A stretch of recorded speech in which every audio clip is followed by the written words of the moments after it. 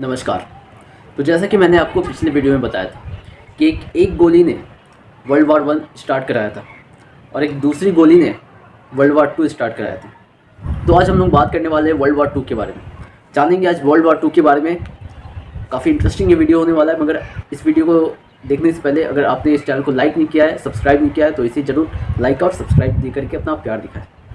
तो 1 सितंबर 1939 ये ऑफिशियली ये डेट था जब जर्मन ने पोलैंड पर अटैक कर दिया था और इसे वर्ल्ड वार टू का शुरुआत कहा जाने लगा। मगर वर्ल्ड वार टू की शुरुआत एशिया से ही हो चुकी थी। एशिया में जापान जो था वो अपने साम्राज्य को फैला रहा था, अपने एम्पायर को फैला रहा था। चाइना पर उसने 1937 में अटैक किया था और चाइना में वो कत्लेआम मचाया था जो आज इतिहास पे कोई भूल नहीं सकता। खैर, मगर ऑफिशियली स्टार्ट हुआ था वर्ल्ड वार टू जर्मनी से जर्मनी के कारण। दोस्तों, वर्ल्ड वार टू का सबसे बड़ा कारण था वर्ल्ड वार वन खुद, क्योंकि वर्ल्ड वार वन में जैसे ही जब जर्मनी हारा, जर्मनी के लोग, जर्मनी की जनता और ख़ासकर हिटलर काफ़ी ज़्यादा गुस्से में थे। वो इस अपमान का बदला लेना चाहते थे। वो अपने देश को बंटते हुए नहीं देखना चाहते थे बहुत सारे हिस्सों में, और वो उन सब लोगों को सबक सिखाना चाहते थे जिन्होंने उनके साथ गद्दारी की थी।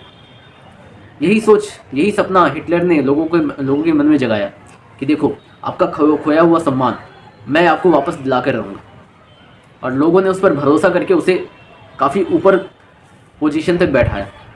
मगर उस पोजीशन का हिटलर ने काफ़ी गलत फ़ायदा उठाया और वो जर्मनी का खुद डिक्टेटर बन गया।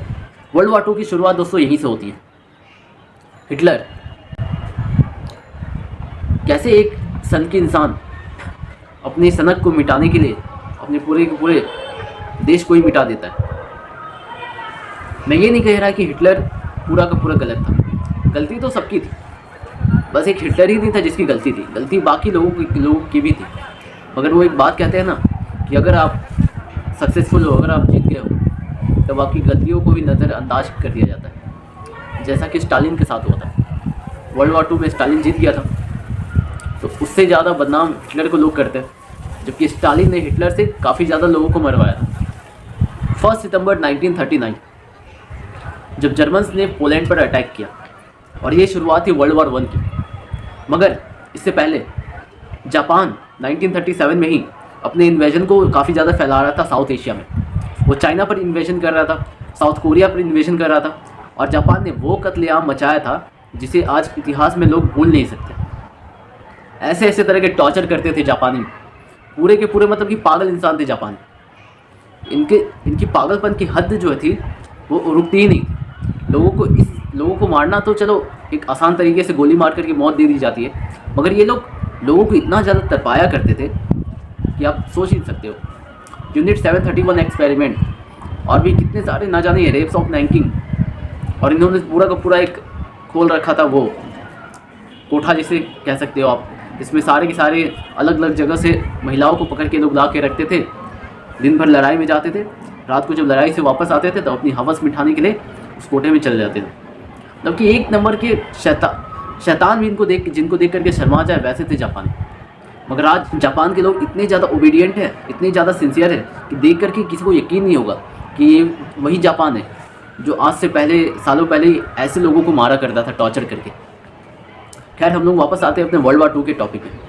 तो हिटलर अपनी सनक मिटाने के लिए और अपने अपमान का बदला लेने के लिए, अपनी जर्मनी का अपमान का बदला लेने के लिए सारे के सारे वर्ल्ड वार वन के जो समझौते होता है उसे तोड़ देता है, अपनी सेना बढ़ा देता है, अपने जो बाउंड्रीज होते हैं उसे कैप्चर करने के लिए अटैक कर देता है, और लोग उसे भगवान मानने लगते हैं।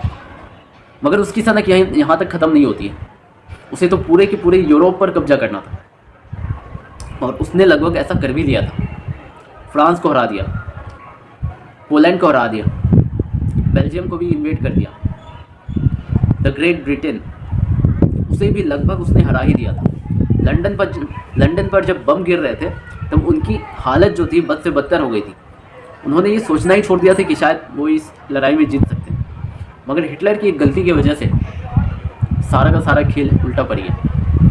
हिटलर ने ये गलती की, उसने रशिया पर अटैक कर दिया। ब्रिटेन पर अटैक कर करके वो बोर हो गया था या थक गया था पता नहीं, कि उसने क्या मन में सोची कि उसने रशिया पर अटैक कर दिया। अब रशिया की ठंड उस आज के ठंड की जैसी नहीं थी, उस समय की ठंड काफ़ी ज़्यादा खतरनाक होती थी और सप्लाईज जो थे जर्मन सेना के पास ख़त्म हो रहे थे, जिसका फ़ायदा रशियन सोल्जर्स ने काफ़ी अच्छे से उठाया। उन्होंने पहले तो जर्मन्स को अंदर आने दिया, जितना अत्याचार करना था करने दिया, बाद में उन्होंने खदेड़ खदेड़ करके जर्मन्स को बाहर निकाला और खदेड़ते हुए सीधा अंदर तक ले गए जर्मनी में, और वो लोग बर्लिन के बॉर्डर पर आकर के रुके। एक तरफ से इधर रशिया अटैक कर रहा, दूसरी तरफ से ब्रिटेन को भी हेल्प मिल गई थी यूएसए की, दूसरी तरफ से ब्रिटेन भी वापस बाउंस बैक अटैक करने लगा, तीसरी तरफ से यूएसए भी इस लड़ाई में कूद गया था, क्योंकि कुछ यूएसए के जो शिप्स थे वो जर्मन्स ने मार दिए थे। इससे यूएस भी अपनी खुन्नस निकालना चाहता था, और जब पर्ल हार्बर पर अटैक हुआ था तब तो ऑफिशियली इसने दिल खोल करके इसमें अपना पार्टिसिपेशन किया था। तो इतने बड़े युद्ध में न जाने कितने लोगों की जान गई। एक एस्टिमेट ये है कि 50 से लेकर के 80 मिलियन लोगों की जान गई है। इसमें काफ़ी ज़्यादा लोग जो थे सेना से ज़्यादा सिविलियंस थे। जब पर्ल हार्बर पर अटैक हुआ था तब 2 से 4 हज़ार लोगों की जान गई थी। इसे रिटेलिएट करने के लिए यूएसए ने नागासाकी और हिरोशिमा में बम गिरा दिए थे, जिससे लगभग 2 लाख लोगों की जान गई थी। हिटलर की नफरत ज्यूस से इतनी ज़्यादा थी कि उसने तो एक पूरा का पूरा एक होलोकॉस्ट ही तैयार करके रख लिया था, और कि एक पूरा मौत का अड्डा तैयार करके रख लिया था ज्यूस के लिए। इतनी ज़्यादा वो उससे नफरत करता था, पता नहीं क्यों। ज्यूस को वर्ल्ड वार 1 का जिम्मेदार मानता था। उसे ये ऐसा लगता था कि वर्ल्ड वार 1 हम लोग हारे हैं तो इन ज्यूस की वजह से हारे। करीब 60 लाख ज्यूस को उसने अपने चिमनी में ले जाकर के फूंक डाला, टॉर्चर कर करके उन्हें मारा है। इन सब चीज़ों में रशिया भी पीछे नहीं हटा। रशियन स्लीप एक्सपेरिमेंट, जो कि रशियंस ने जर्मन सैनिकों पर किए थे। जापान ने चाइना को इन्वेट किया था और चाइना के कुछ लोगों को पकड़ के उनके ऊपर एक्सपेरिमेंट किए थे। ये एक्सपेरिमेंट जो थे ह्यूमन एक्सपेरिमेंट काफ़ी खतरनाक हुआ करते थे। मानवता को शर्मसार करने में इन लोगों ने कोई कसर नहीं छोड़ा, चाहे वो हिटलर हो, स्टालिन हो, जापान के लोग हो, या फिर अलाइड पावर्स में ही यूके के जो प्राइम मिनिस्टर थे विंस्टन चर्चिल। इंडियंस के ऊपर भी उन्होंने कोई कम अत्याचार नहीं किया था, लाखों लोगों को भूख से मार दिया था। ऐसी दुनिया जहाँ पर कोई किसी को नीचा ना समझे और कोई ऊंचा खुद को ना समझे, तभी दुनिया कितनी खूबसूरत हो जाएगी। जर्मन्स ने तो 8 मई 1945 को ही सरेंडर कर दिया था, जब हिटलर ने खुद को गोली मार ली थी, और रशियंस, यूएसए, ब्रिटेन सब आकर के बर्लिन पर उन्होंने कब्जा कर दिया था और जर्मनी के 2 हिस्से कर दिए थे।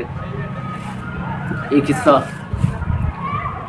वेस्ट तरफ का जो हिस्सा था वो यूएसए के कंट्रोल में गया, और जो ईस्ट तरफ का हिस्सा था वो सोवियत यूनियन के कंट्रोल में गया, और दोनों के बीच में एक दीवार बन गई थी, बर्लिन वॉल।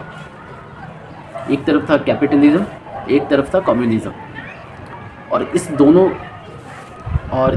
इन दोनों के बीच की दीवार को बर्लिन वॉल कहा गया, जो कि 1989 में उसे गिराया गया, अगर मैं शायद गलत ना हूँ तो बातें तो बहुत सारी है वर्ल्ड वार 2 में करने के लिए, मगर फ़िलहाल आज के लिए इतना ही। उम्मीद करता हूँ कि कोई वर्ल्ड वार 3 इस दुनिया में कभी ना हो, क्योंकि बड़े लोग तो अपनी गद्दी पर बैठ कर के सिर्फ ऑर्डर देंगे, मरेंगे तो हम आप जैसे लोग ही। वीडियो देखने के लिए बहुत बहुत धन्यवाद। मिलता हूँ आपसे अगले वीडियो में। शुक्रिया।